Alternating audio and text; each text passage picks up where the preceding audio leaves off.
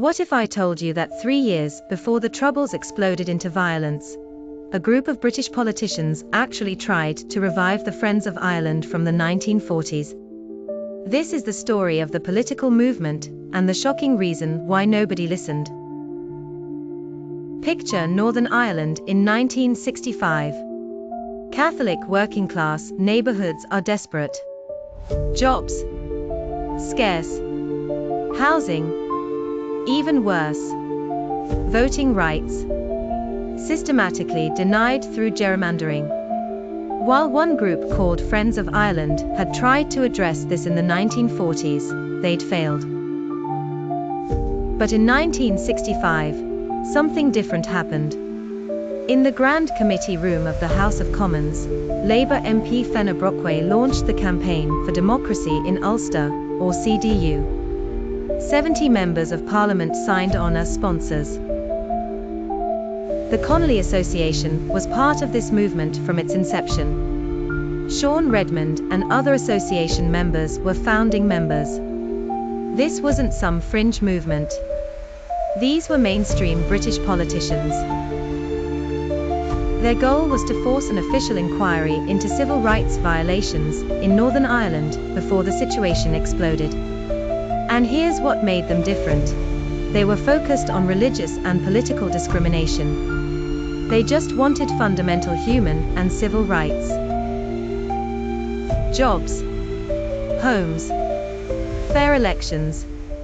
The CDU started making moves. In May 1965, they participated in the first ever civil rights conference in Belfast. It was historic. One of their key figures was Betty Sinclair, described as one of the most resolute activists ever produced by the Irish Labour movement. By 1968, the CDU was coordinating with multiple left organisations, the Communist Party, the National Council for Civil Liberties, and Irish societies across London. They were building a coalition. And they thought they had a breakthrough. A new race relations bill was passing through Parliament that would ban discrimination in housing and employment. The CDU believed this could extend to Northern Ireland. April and May 1968. CDU organised conferences. Everything was building toward real change. But nothing happened. Between 1966 and 1968, the Labour government took no steps to improve oversight of Northern Ireland. 3 Home Secretaries in a row completely ignored the CDU. Peter Rose, who became chairman of the CDU, later admitted the devastating truth: the CDU simply had not the punch or credibility needed. We received little attention from the media. Unlike the anti-apartheid movement that captured public imagination, the CDU couldn't break through. British people just didn't care about what was happening a few hundred miles away.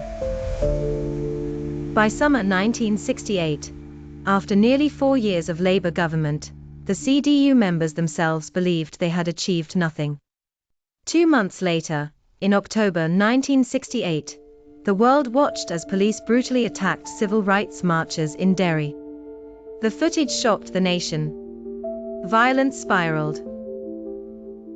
The conflict had begun. And they would last for 30 years, claiming over 3,500 lives. By 1970, the CDU was falling apart. Brockway and Rose were fighting. Rose actually wrote to Brockway asking him to step down as president. So what's the lesson here? The CDU proves something terrifying. Sometimes we can see disasters coming. Sometimes people do sound the alarm. Sometimes there are solutions on the table. But if the public doesn't care, if the media doesn't cover it, if politicians don't feel pressure to act, then even the most obvious crisis will be ignored until it explodes. The CDU had MP supporters, detailed policy proposals, and years of warning time. And it still wasn't enough. If you found this story fascinating, Hit like and subscribe for more forgotten Irish history, and drop a comment.